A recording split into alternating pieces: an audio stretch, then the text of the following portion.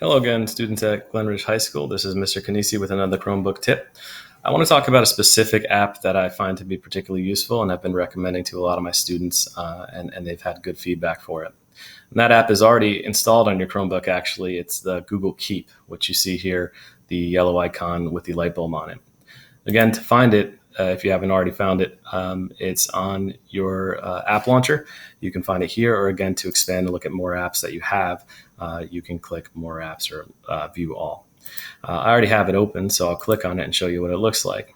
What it is basically is a little notepad for you to keep track of things. I find it to be really useful in keeping track of action items that I want to accomplish, different notes that I want to take really quickly, and even like words or notes I'm taking on a book. These are things that you can do with Google Keep, and it runs right on your Chrome desktop. What I tend to do is I like to start a note by clicking here, and I'll title it. Maybe I'll just say Chromebook, and then I can start writing in the note. If I want to make it stand out, I can change the color, and I'll say, like, okay, so this is green, just to differentiate it.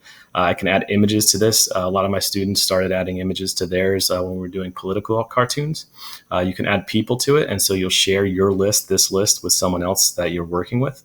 You can also set reminders, so you have items on here that will give you push notifications on your Chromebook to tell you when you set the reminder for it.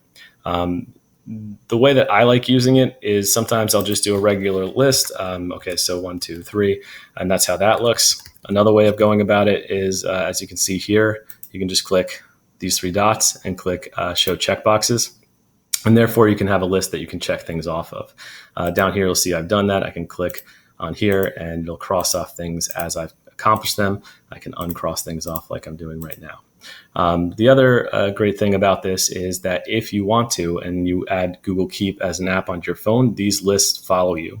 It's actually how I do grocery shopping now. One other thing is that you can archive or delete lists when you're done with them. You can add labels to them, so you can actually search your list and see and sort them by courses if you like. You can actually copy lists to Google Docs. It'll open up a new Google Doc with your list in there already, and that's a really useful feature.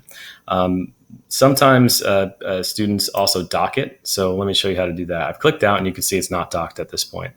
I like to keep my browser open as well as my Google Keep sometimes, so I'm going to click and hold on the square maximize button, and then move my mouse to the left, and I'm going to dock my screen from my browser on the left-hand side. I'll do the same here, click, hold, and move to the right. What that does is it makes it so that these are sharing space on the screen.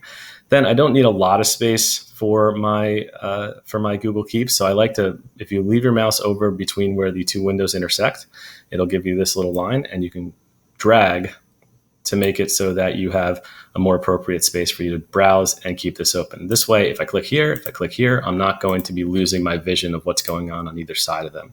It's a really good way to keep organized. I use it when I'm writing papers, and I think it'll be a great tool for you that you should try out. So again, this has been Mr. Kanisi with another Chromebook tip. Hope you found it useful.